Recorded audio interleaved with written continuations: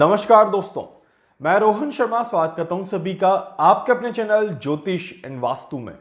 कैसे हैं आप सभी? इमेजिन करिए कि आप सभी वॉक कर रहे हैं, आराम से वॉक कर रहे हैं और आपका वॉक करने का जो समय है वो बिल्कुल फिक्स है। वॉक करने की जो गति है वो बिल्कुल फिक्स है। आप अपने समय के हिसाब से और अपनी गति के हिसाब से डेली अपना रूटीन फॉलो करते हैं और अचानक से एक दिन आपको बोला जाए कि आज आपको भागना है, तो आपका रिदम थोड़ा सा बिगड़ेगा। प्लस जो वॉक का डिस्टेंस है वो थोड़ा सा कम हो जाएगा, क्योंकि भागने पर आप क्या करेंगे, उसी डिस्टेंस को जल्दी पार कर लेंगे और आपके पास काफ़ी समय खाली बचेगा। और खाली दिमाग और खाली समय दोनों ही नेगेटिव गतिविधियों को अट्रैक्ट करते हैं। ये हम सभी ने प्रैक्टिकली भी देखा है। ऐसे समय में जब हमारे साथ एक छोटा सा मूवमेंट बदलने पर दिन में कई सारी चीजें बदल जाती हैं, उसी तरह से ग्रहों की जब चाल बदलती है तो उसका भी प्रभाव हमारे जीवन पर बहुत गहरा पड़ता है। देवगुरु बृहस्पति अपनी चाल बदलने जा रहे हैं और चाल बदलने के साथ ही राशि परिवर्तन करने भी जा रहे हैं। देवगुरु बृहस्पति वृषभ राशि से निकल करके मिथुन राशि में प्रवेश कर रहे हैं। देवगुरु बृहस्पति का मिथुन राशि में आने पर 12 राशियों पर प्रभाव कैसा पड़ेगा, इसका वीडियो मैंने ऑलरेडी आप सभी को दे दिया है। उम्मीद करता हूं कि आप सभी ने देख लिया होगा। नहीं अगर देखा है तो मेरे चैनल पे जाइए या नीचे डिस्क्रिप्शन बॉक्स में लिंक सर्च करिए और देख लीजिए। देवगुरु बृहस्पति वृषभ राशि से निकल करके मिथुन राशि में प्रवेश कर रहे हैं, साथ ही साथ अपनी अतिचारी गति के साथ आगे बढ़ रहे हैं। अब अतिचारी गति का विश्व पर कैसा प्रभाव पड़ेगा? अतिचारी गति का मतलब है देवगुरु बृहस्पति अपनी नॉर्मल चाल के कंपैरिजन में 3 गुना तेजी से आगे बढ़ेंगे।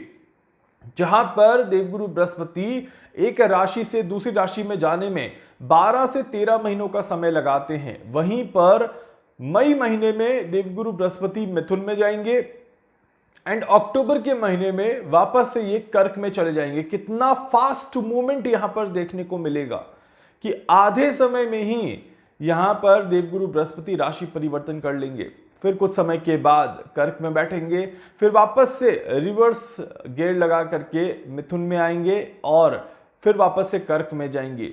इसको कहते हैं अनस्टेबिलिटी ऑफ जुपिटर, जिसको हम कहते हैं कि जुपिटर की अतिचारी गति एक बड़े बदलाव को इंडिकेट करती है। जुपिटर जब भी अतिचारी होता है, देवगुरु बृहस्पति जब भी अतिचारी होते हैं, तो जो एनर्जी सोर्स होता है हमारी पृथ्वी का, वो अफेक्ट हो जाता है। पृथ्वी का एनर्जी सोर्स अफेक्ट होने की वजह से पृथ्वी पर इसके प्रभाव पड़ते हैं और पृथ्वी पर रहने वाले लोगों पर इसका प्रभाव काफी गहरा पड़ता है। ये पहली बार नहीं हो रहा है, इस बात का ध्यान रखिएगा। ये एक यूनिक घटना जरूर है, क्योंकि ये बार बार नहीं होती, कुछ सालों के अंतराल में होती है। महाभारत काल के समय पर भी इसी तरह से देवगुरु बृहस्पति अतिचारी थे। हम सभी ने देखा महाभारत में क्या हुआ था। उसके बाद द्वितीय विश्व युद्ध की अगर घटना देखें तो दूसरा विश्व युद्ध जब था तब भी देवगुरु बृहस्पति अतिचारी थे। 1938 में देवगुरु बृहस्पति अतिचारी हुए थे और लंबे समय के लिए अतिचारी थे। इसीलिए वहां पर द्वितीय विश्व युद्ध की शुरुआत भी हुई और साथ ही साथ द्वितीय विश्व युद्ध की शुरुआत के साथ ही बहुत सारे देशों को आजादी भी मिली। बट ये आजादी में बहुत बड़ी कीमत चुकानी पड़ी थी हर एक देश को।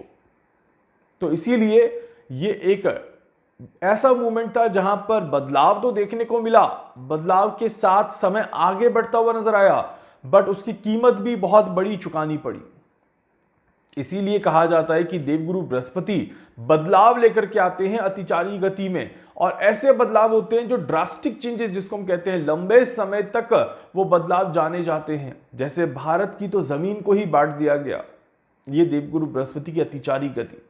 और उस समय जब भारत आजाद हुआ था तब भी देवगुरु बृहस्पति की अतिचारी गति चल रही थी और कितना नुकसान हुआ। वो आजादी आज भी हम सभी को याद है कि वो कैसे देखने को मिली होगी। उस समय के लोगों के लिए वो क्या मंजर रहा होगा, उस समय के लोगों ने उस कठिन काल को कैसे निकाला होगा।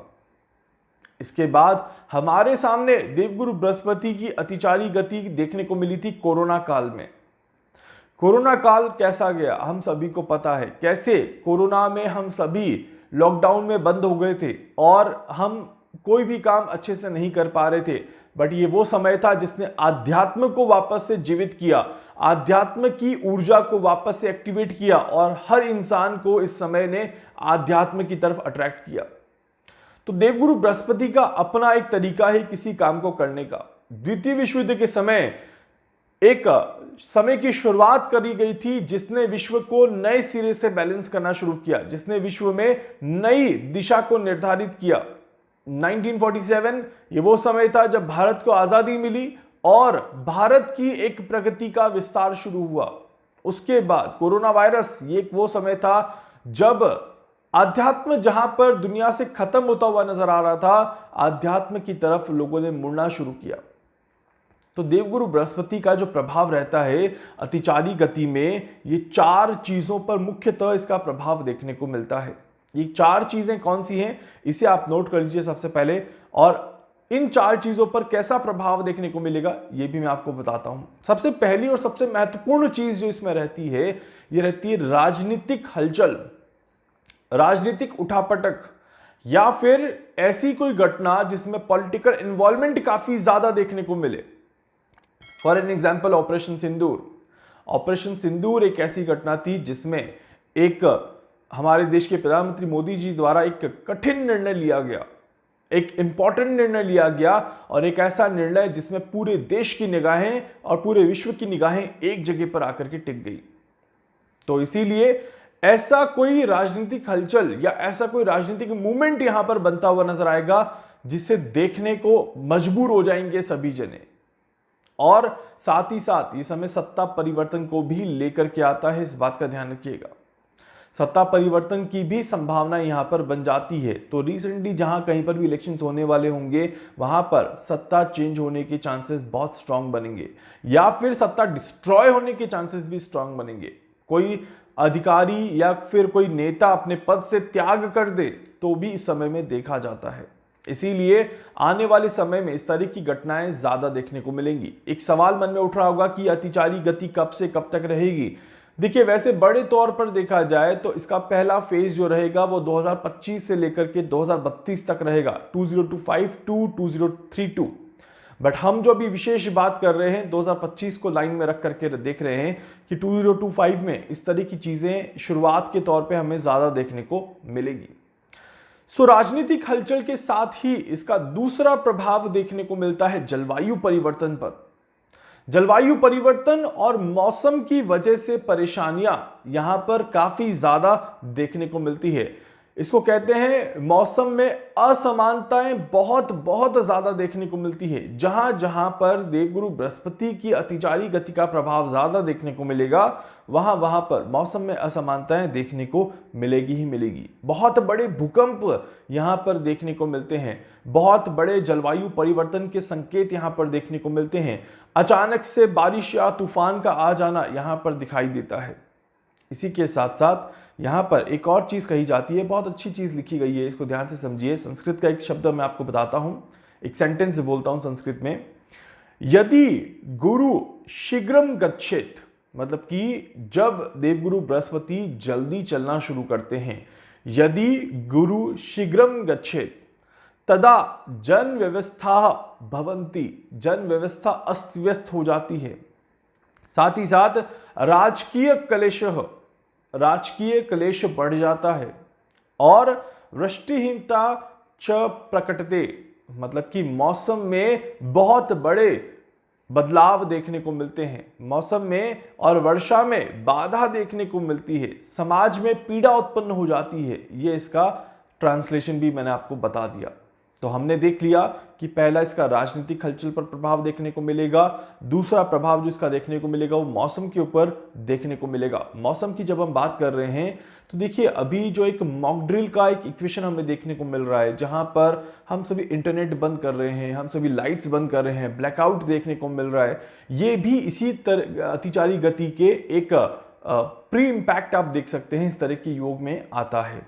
और जब अतिचारी गति की हम बात कर रहे हैं तो रेडियो अफेक्ट हो सकते हैं, जीपीएस अफेक्ट हो सकते हैं, या फिर इंटरनेट अफेक्ट हो सकता है। मौसम में असमानताओं की वजह से या बहुत तेज तूफान की वजह से कहीं पर केबल लाइंस ब्रेक हो सकती हैं। इस तरह के भी योग यहां पर बनते हैं।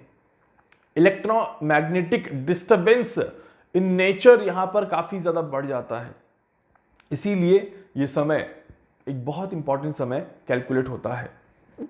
इसी के साथ साथ इसका अगला प्रभाव जो देखने को मिलता है, इस सामाजिक अस्थिरता पर देखने को मिलता है। सही गलत की पहचान कहीं ना कहीं नेग्लेक्ट कर दी जाएगी, नेगेटिविटी बढ़ जाती है, भ्रष्टाचार बढ़ जाता है, और इसी के साथ साथ एक इंसान का दूसरे इंसान पर विश्वास कमजोर हो जाता है। रिश्ते यहां पर ब्रेक होना शुरू हो जाते हैं, और रिश्ते ब्रेक होने की वजह से कहीं ना कहीं एक वैवाहिक जीवन भी बहुत बड़े लेवल पे अफेक्ट होता है।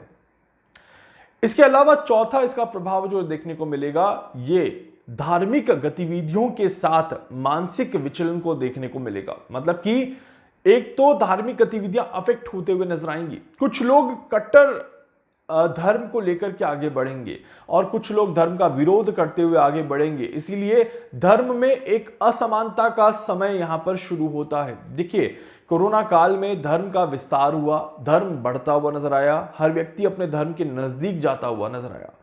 अब वो नजदीकियां इतनी बढ़ जाएगी कि आप दूसरे धर्म को कहीं न कहीं अपमानित करना शुरू कर दें, तो इस तरह के योग यहां पर बनते हैं। इस वजह से ये समय धर्म को लेकर के बहुत सेंसिटिव समय है, बहुत ही ज्यादा सेंसिटिव समय, और धर्म को लेकर के छोटी सी भी चीज यहां पर बड़े मुद्दे क्रिएट कर सकती है। इस तरह के योग बनते हैं। साथ ही साथ सामाजिक माहौल जो है वो यहां पर खराब होता हुआ नजर आए, तो समाज में असमानता का व्यवहार देखने को मिले, इस तरह के भी योग यहां पर बनते हैं। और जब सब तरफ नेगेटिव एनवायरनमेंट देखने को मिलेगा, जैसे कोरोना काल में था, जैसे हम विश्व युद्ध की बात कर रहे हैं, द्वितीय विश्व युद्ध की, या फिर हम भारत की आजादी की बात कर रहे हैं, तो वहां पर मानसिक अस्थिरता देखने को जरूर मिलेगी। क्योंकि इस तरह के माहौल में, एक टॉक्सिक एनवायरनमेंट में हम सभी क्या देखते हैं, एक माइंड में काफी ज्यादा डिप्रेशन देखते हैं, नेगेटिव चीजें हमारे आसपास ज्यादा होती है। अब इनसे बचने के लिए आपको क्या करना है? सबसे पहली चीज, अपने आप को पूरी तरह से बैलेंस रखें, अपने आप को अध्यात्म से जोड़ करके रखें, अपने आप को किसी भी तरह की निराशा के भाव में ना रखें। जीवन में चाहे कितनी भी नकारात्मकता सामने खड़ी हो, अगर आपको बचना है तो आपको पॉजिटिव ही रहना पड़ेगा, आपको संयम के साथ ही आगे बढ़ना पड़ेगा, और आपको हर एक कदम सोच समझ करके ही बढ़ाना पड़ेगा। इस बात का ध्यान रखिएगा, क्योंकि यह समय आराम आराम से चलने का समय है। साथ ही साथ ऐसी कई न्यूज आ सकती है, जैसे कि किसी बड़े नेता का निधन हो गया, किसी बड़े पॉलिटिशियन की वजह से कोई बड़ी घटना हो गई, या फिर किसी बड़े बिजनेस पर्सन के साथ कोई हादसा हो गया। इस तरह की घटनाओं से अपने आप को अफेक्ट मत होने दीजिए, क्योंकि यह समय अफेक्ट होने का नहीं है। कहीं पर बादल फट गए, जैसे जून में न्यूज आएगी बादल फटने की, आप देख लीजिएगा। जून में, जुलाई में नेचर को लेकर के बहुत सारी न्यूज देखने को मिलेगी जो कि काफी ज्यादा नेगेटिव हो सकती है। तो ऐसे समय में अपने आप को निराश मत करिए, अपने आप को परेशान मत करिए, नेगेटिव चीजों से अपने आप को थोड़ा सा डिस्टेंस बना करके रखिए। मीडिया से थोड़ा सा बच के रहिए, न्यूज चैनल से थोड़ा सा बच के रहिए। वही चीजें देखिए जो आपके लिए फायदेमंद है, जो अच्छे के लिए हैं, ना कि वो देखें जो कि बहुत ज्यादा नेगेटिव न्यूज को फैलाने का काम कर रहे हैं। उम्मीद करता हूं ये जब आप छोटी छोटी चीजें करेंगे तो आप जुपिटर की इस अतिचारी गति के नेगेटिव प्रभाव से अपने आप को बचाने की कोशिश जरूर करेंगे। बाकी आपकी राशि में मैंने क्या बताया है वो देख लीजिएगा, उसमें आपको क्या फोकस करना है वो मैंने अच्छे से एक्सप्लेन किया होगा। तो उम्मीद करता हूं कि उसको देखने के बाद आप अपने आने वाले समय को प्लान जरूर कर लेंगे। उम्मीद करता हूं जुपिटर की अतिचारी गति आपके लिए कोई नेगेटिव प्रभाव ना लेकर के आए, आपके लिए किसी भी तरह की कोई नुकसान की चीज आपको ना देखने को मिले। वीडियो को लाइक कर दीजिएगा, चैनल को सब्सक्राइब कर दीजिएगा, बेल आइकन पे जरूर से क्लिक करिएगा। कुछ भी पूछना चाहते हैं, जानना चाहते हैं, अपने बारे में कुछ भी समझना चाहते हैं, आप मुझसे संपर्क कर सकते हैं। मैं पूरी कोशिश करूंगा आप सभी की हर संभव मदद यहां पर कर सकूं। धन्यवाद।